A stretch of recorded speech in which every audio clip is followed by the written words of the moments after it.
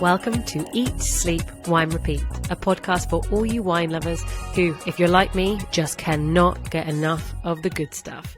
I'm Janina, your host, brand ambassador, wine educator, and sommelier. So stick with me as we dive deeper into this ever-evolving, wonderful world of wine. And wherever you are listening to this, cheers to you. Hi! So for those of you tuning back in, you may have noticed since the last episode there's been about a 6-month break, and I am missing somebody. This is going to be permanent. So I think John realised that his face was just too pretty to be, kept in a podcast. So he's going for bigger and better things. So unfortunately, everyone, you are stuck with me. As it's just me, I have renamed Unfiltered, a wine podcast, to Eat, Sleep, Wine, Repeat, as that's where you can find me on Instagram and on YouTube and my blog, eatsleepwinerepeat.co.uk. So no more John, but double me. So enjoy and welcome to this new kind of style of podcast.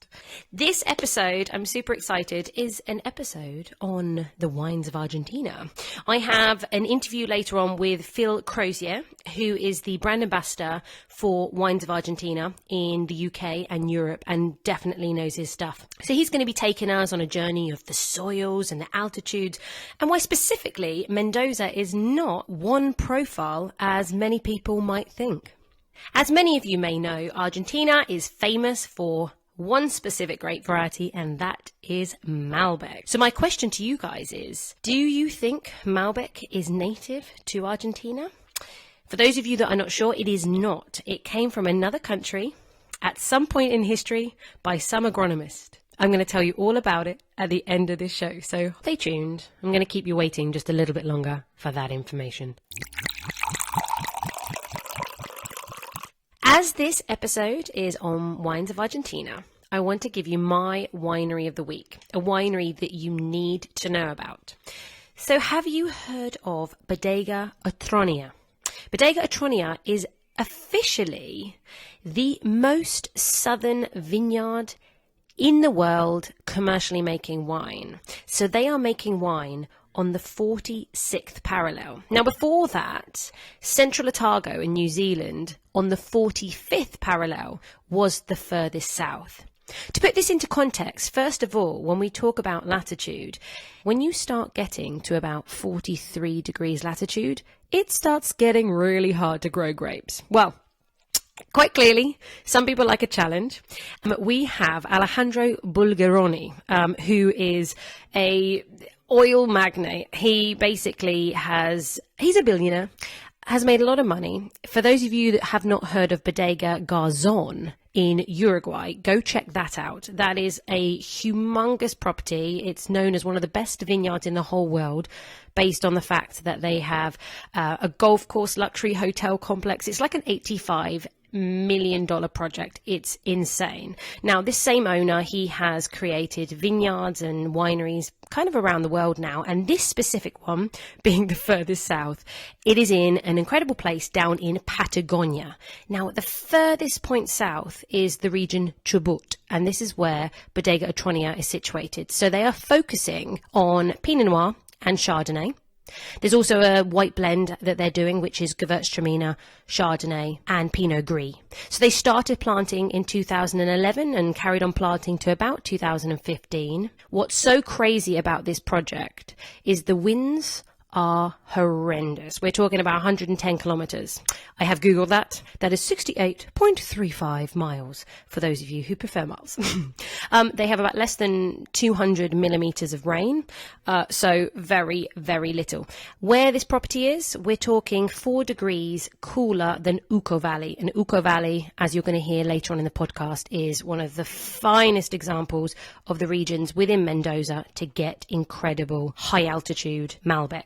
This area is about 100 miles from the closest airport. It really is in the middle of nowhere. So if you ever get to see Bodega Otronia on a label, they have the Otronia 45 Rugientes, which means roaring for roaring wind. They're the cheaper ones, and there's a Pinot Noir and a white blend.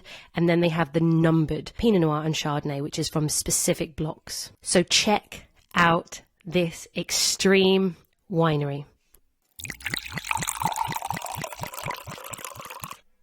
I wanted to introduce the Wines of Argentina slightly before Phil talks in a little bit more detail. For those that don't know, it was the Spanish missionaries that came over to Argentina in the 16th century, bringing over grapes with them. Argentina is a very continental climate. The defining geographical feature of Argentina is the Andes Mountains.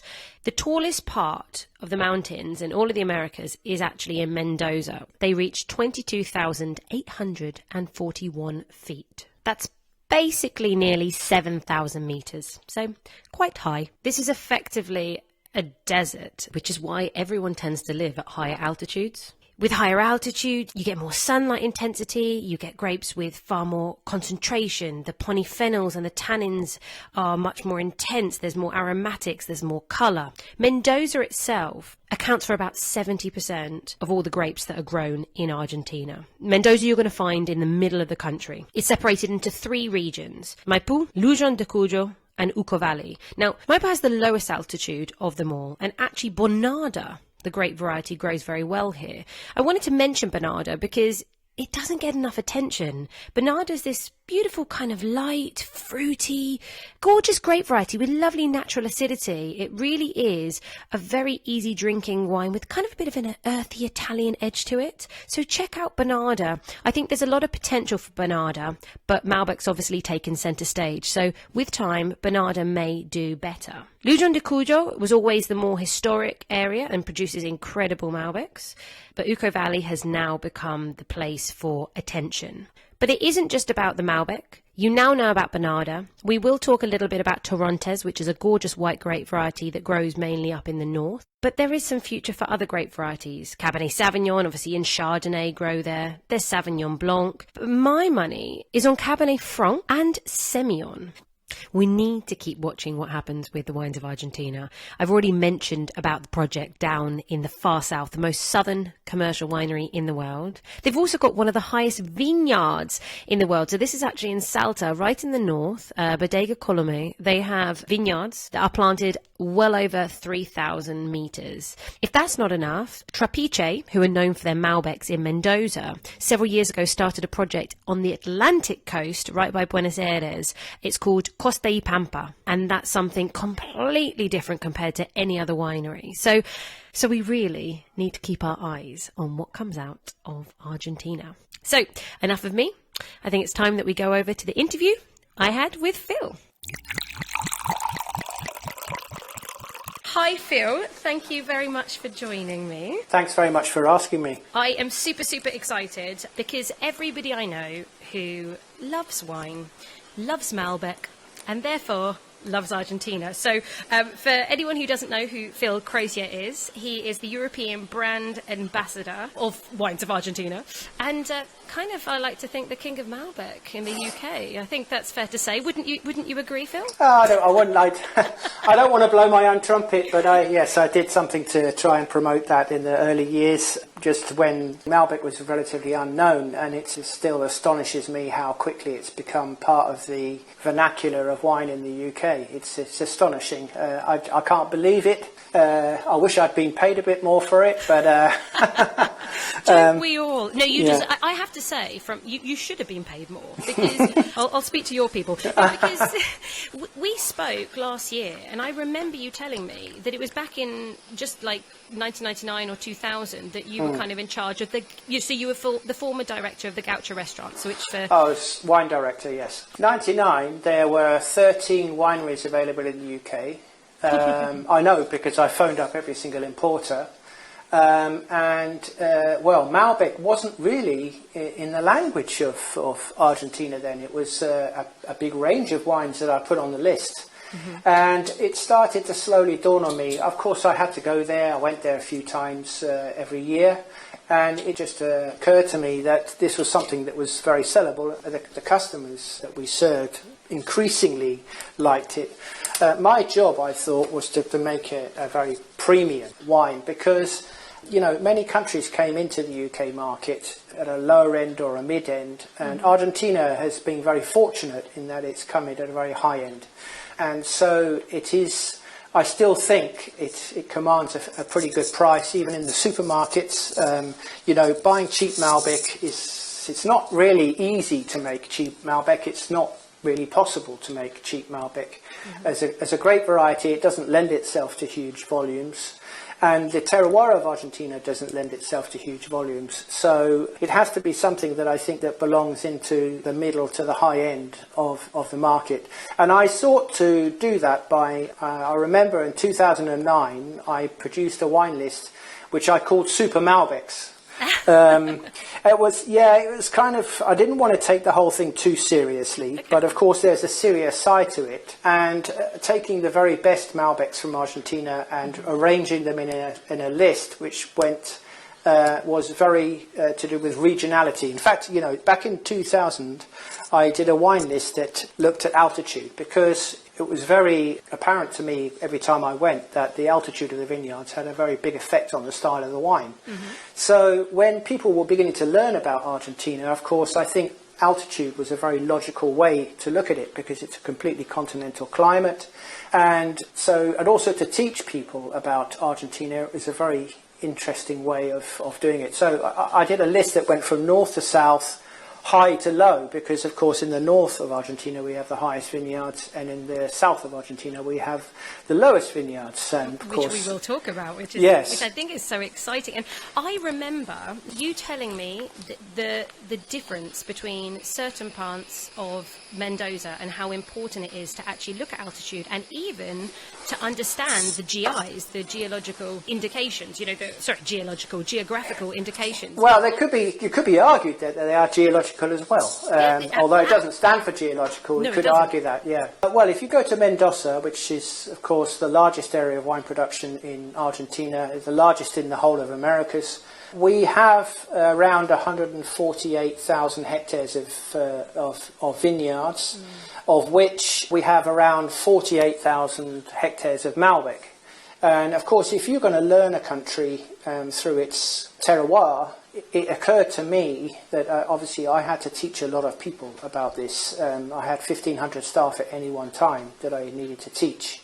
So we had a very comprehensive training program with examinations and things like that, which really focused on how we sold the wines through the style that would relate to the altitude. Now, there's a general rule of thumb when you're in a mountain range like the Andes, and in Mendoza we have the world's highest mountain range outside of the Himalayas. So we have very big mountains there. It's a really big and wide part of the Andes. As you know, the Andes is the longest mountain range in the world. We're in the foothills, and so if you start to the east of Mendoza, you're going west. Of course, you're going up the Andes, because if you're looking north towards Salta, and if you're looking south towards Patagonia. So if you get that in your head, for every 150 meters you go up in altitude, you lose on average about 1 degree Celsius in temperature.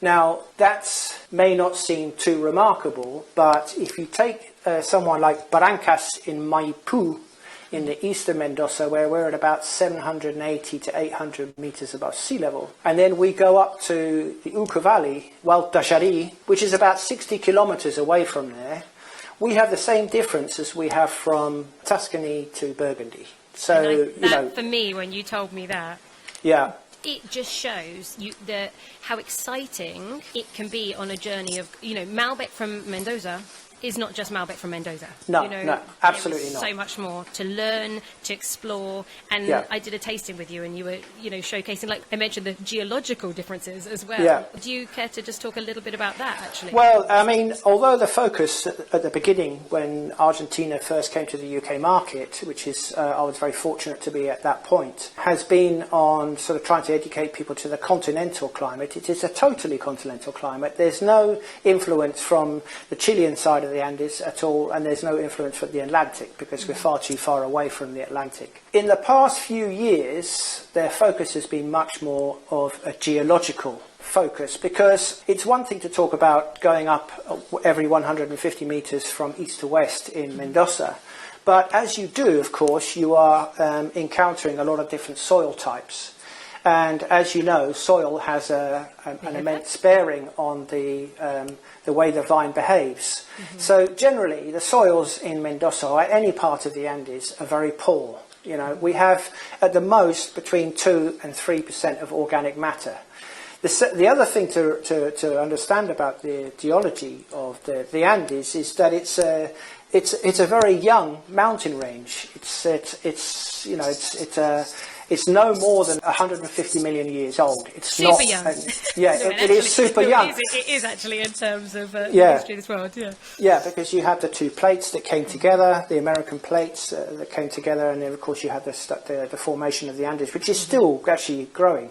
So as a result, over the years, we have different weathering, we have different influences on the way that the soil has formed. So one thing in particular that people are paying attention to is the role of chalk, or caliche, as they call it in Argentina. Caliche? Caliche. Is that are they saying calcareous, but in a different way? Caliche, it is. okay. Yeah, it is. But it is a particular form of calcium carbonate, which can come in many forms. It can either be ingrained into sand, for example, as it is in Hualtajari, or if you go down south in the Oca Valley to Paraque Altamira, which is the first IG to be given an IG status based purely on the soil profile that you have here. We have huge, great big rocks of granite intermingled with a little sand and just a little bit of clay.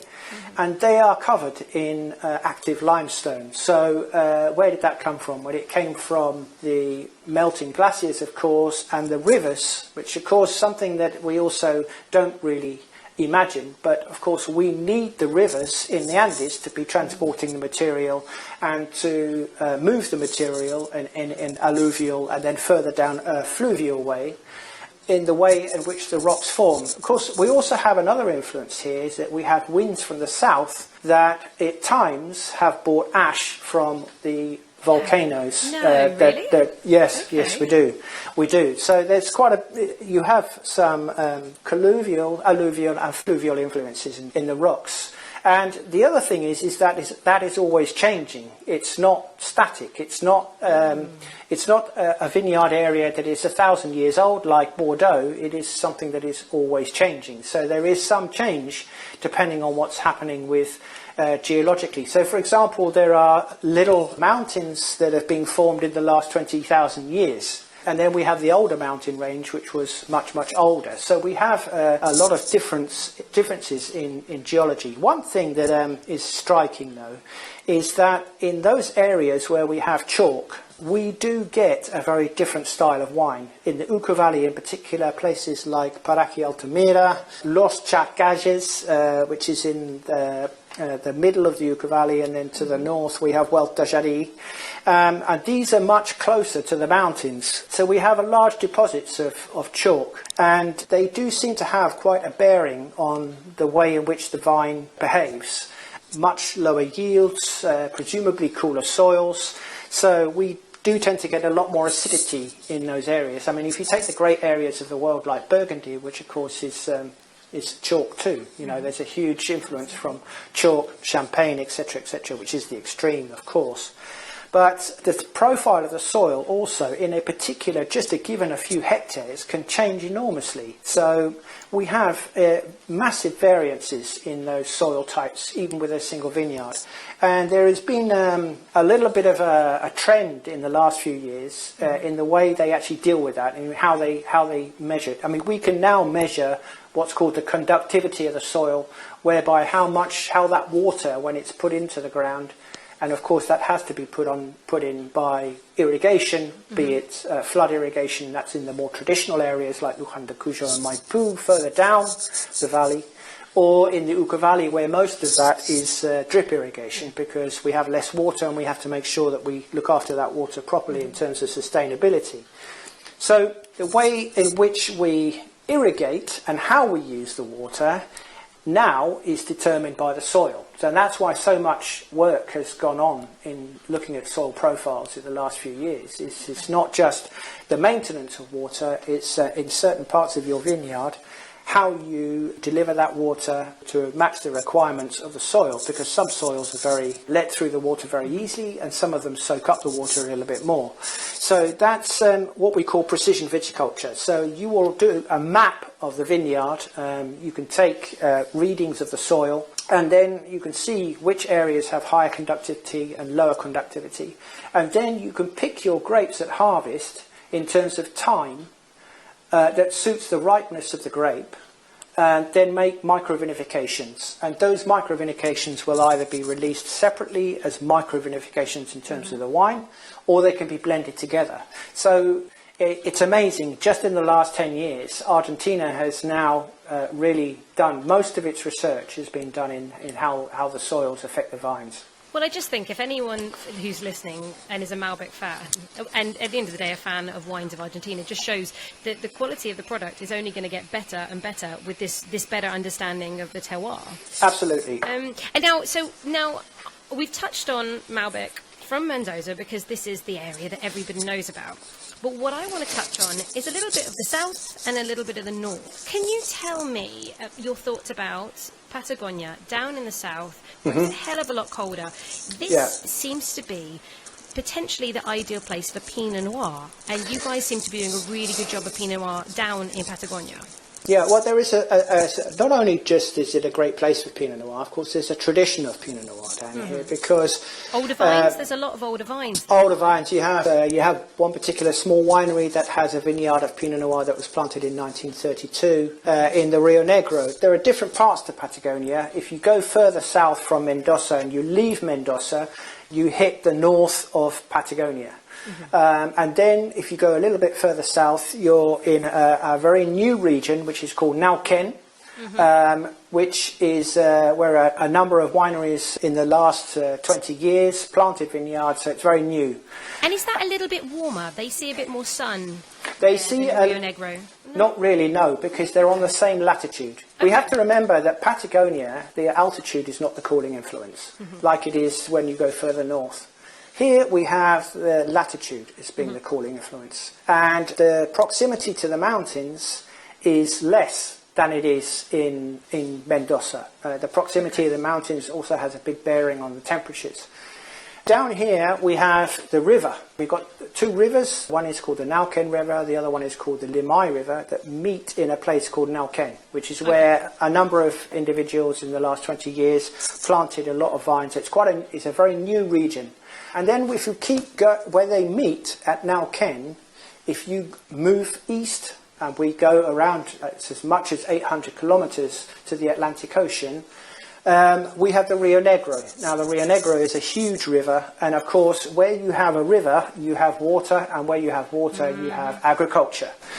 And agriculture started down here when the British built the railways, and it's a very famous area for growing apples and pears and cherries, which were then exported to the UK when everything was out of season here. So we always had so it was a very big industry.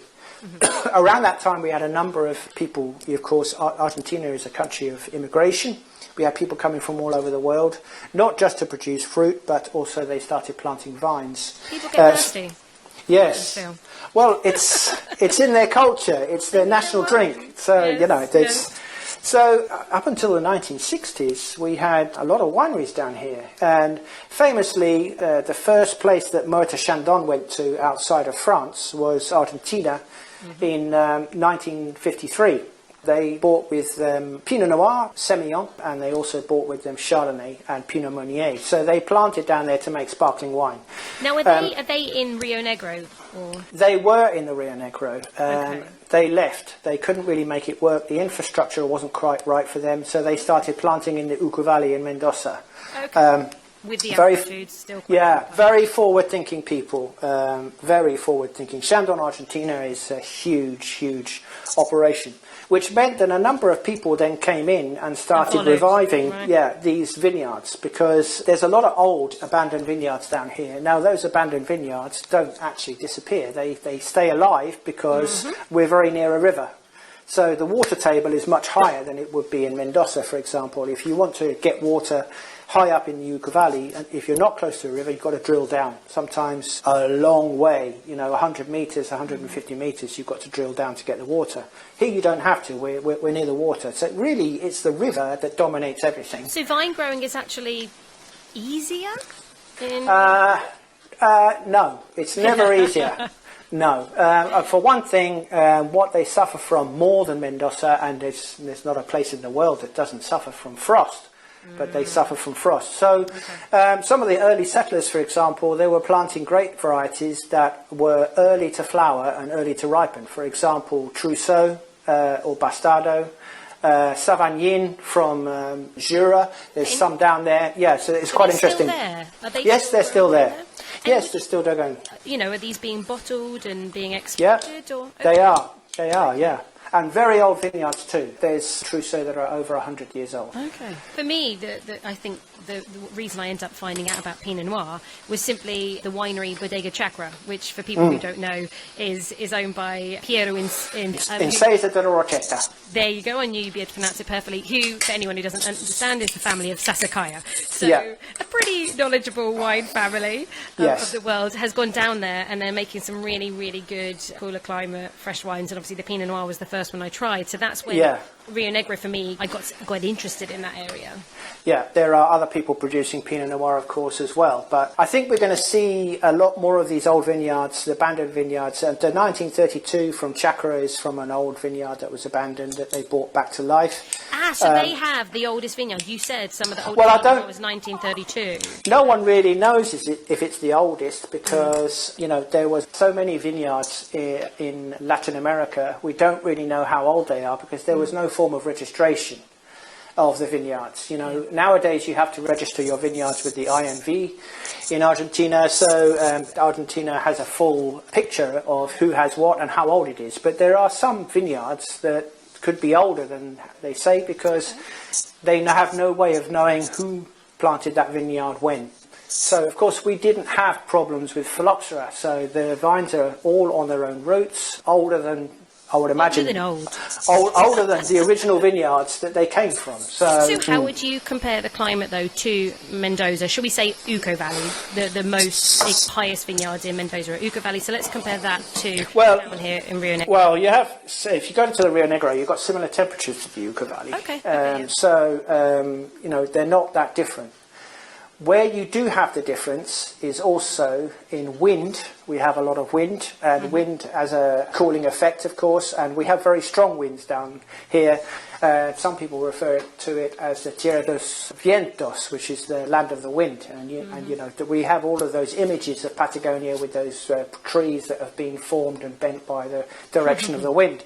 So it's very windy, and one of the ways in which they can protect from the wind is to grow alamos or poplar trees around the vineyards so that you have some to protect them. That's number one. Number two, of course, we have much longer days because we're going further south as you would do further north.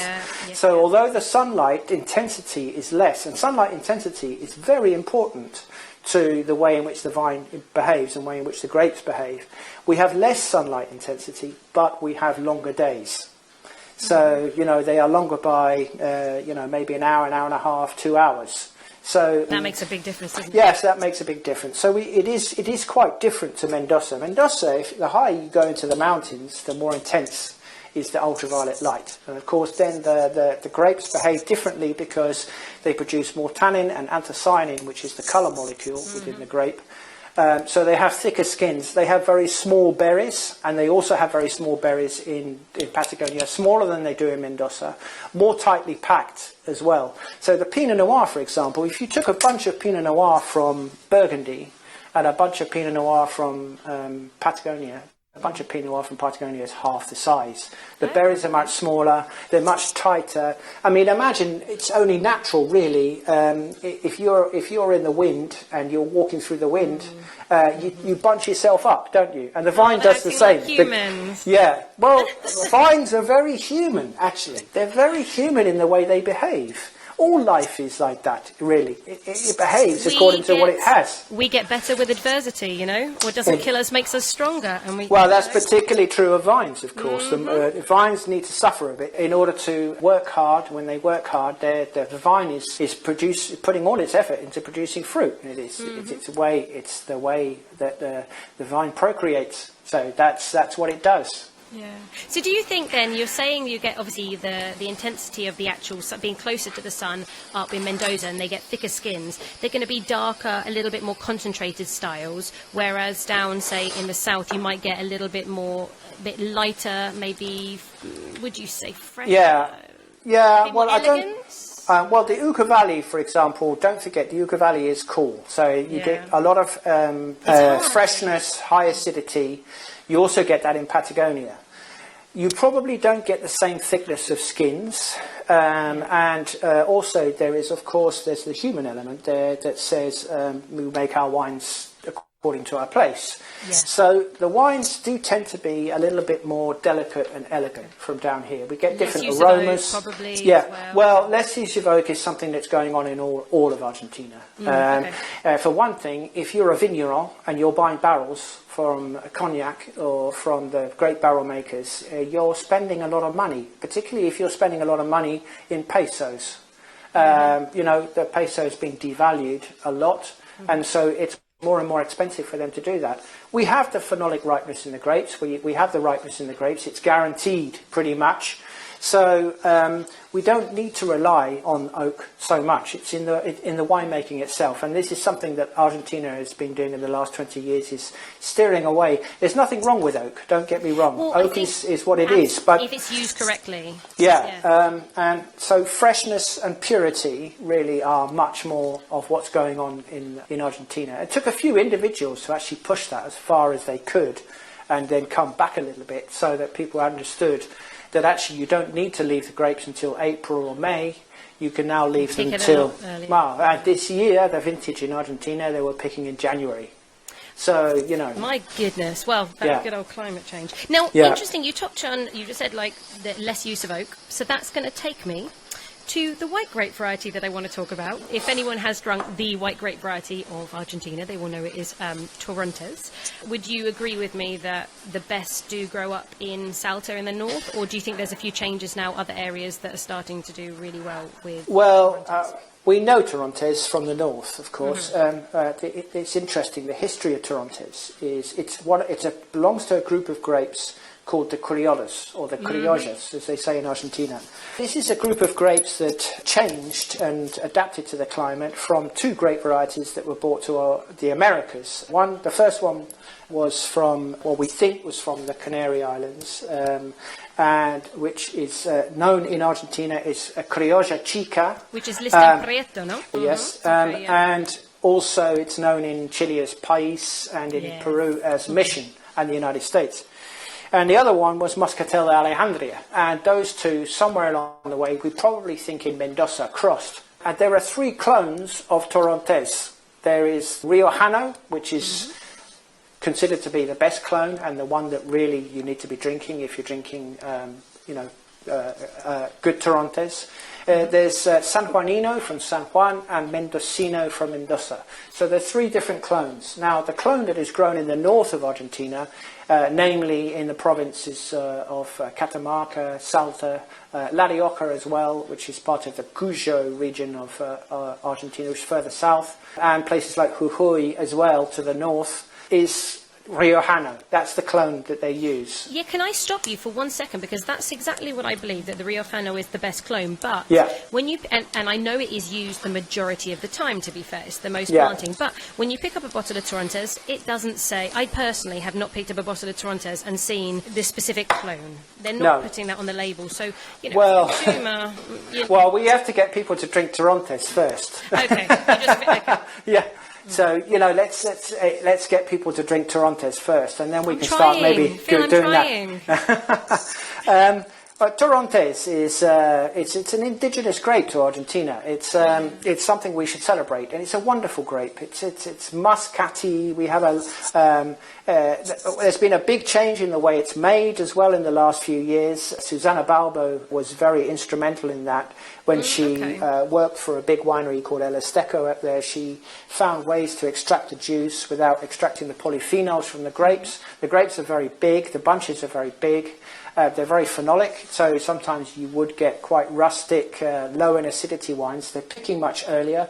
We have much fresher wines, less of that kind of soapy aromas that often people would dislike in the wine. So it's a much fresher style now that you're getting. So don't be afraid to use it. It's very aromatic, you get that elderflower, lychee, sort of peachy.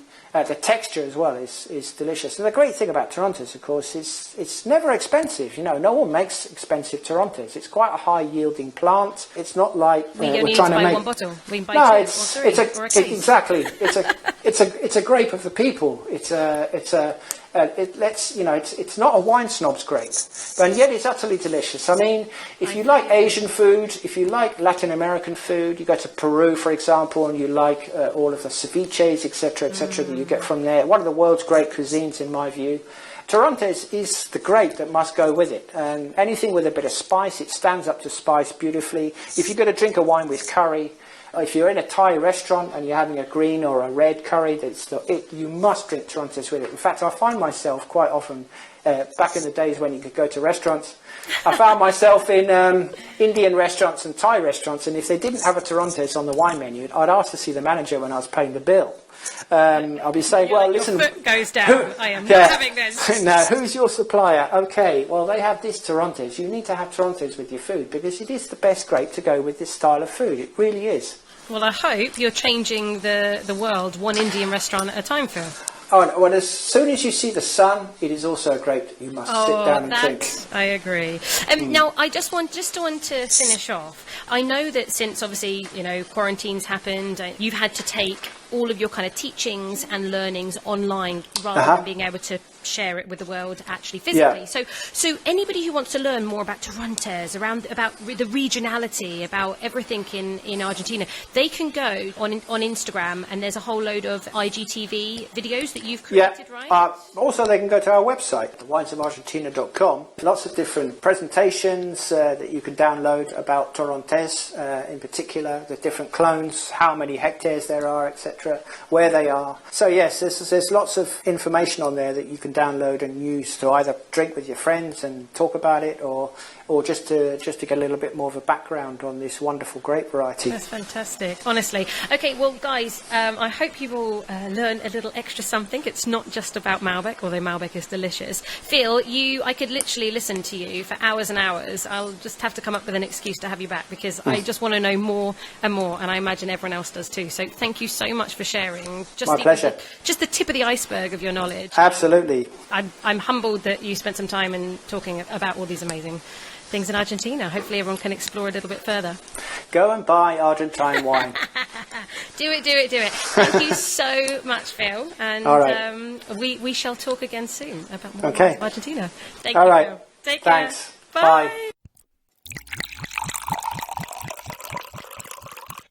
So I hope you've enjoyed listening to Phil talk about the wines of Argentina. Following on from his comments on food pairing with Torontes, I fully agree. Something like a coconut curry, chicken korma maybe, is divine, and even maybe some foie gras, because the acidity really cuts through it, especially if you're putting some fruity chutney on top. So, of course, Malbec, what do you pair with it? Everybody talks about meat, steak. Now, what grows together, goes together, and what they do amazing is asados. So every Sunday, it's part of their culture to do big grills, and that will always go perfectly with Malbec. But it's not just steaks. Think about Patagonian lamb. I mean, that's supposed to be some of the best in the world, and they pair together perfectly.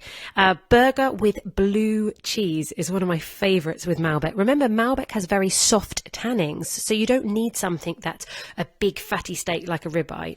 Another controversial food pairing for some may be dark chocolate. But I have it from Phil himself that he's done many dark chocolate tastings, especially if you get the dark chocolate with things like violets, dried fruits, nuts, rose petals, these kind of things. So that would be a perfect pairing there. So I asked you at the beginning of the episode, where did Malbec come from? It actually originated in the southwest of France, and it came over to Argentina in the 1860s by an agronomist called Michel Pouget. You can actually drink Malbec still. It grows in France under the guise Cotte. So they call it Cotte in France, and you need to look on a wine label for the wine region Cahors. That is the main place where you'll find it, but it will be a very different flavour. The reason being, in the 1800s, phylloxera hit Europe. Phylloxera is this evil little bug, basically killed all the vines, and so now most vines are on different rootstocks. With the original Malbec coming over to Argentina, you have smaller berries, smaller leaves. It produces a red berry flavour, fruity style with softer tannins. But the Malbec that actually grows in France is actually rougher tannins, a little bit more rustic and darker fruit. So there you have it. Different clones, different versions, different styles. I just think Argentina is the perfect climate for Malbec. But go and try a Cahors for yourself to see what you think. So I'm going to leave you this week with a nice little quote from Paulo Coelho. So listen up. Accept what life offers you and try to drink from every cup. All wines should be tasted. Some should be sipped, but with others, drink the whole bottle. I think what we should take from that more importantly is never ignore wine. On that note, don't forget to subscribe to the channel on whatever podcast app you're listening to. Leave me a comment. Ask me any questions. I want to know what you guys want to hear about. And I'll leave below on the show notes my contact details. See you again on another episode of Eat, Sleep, Wine, Repeat.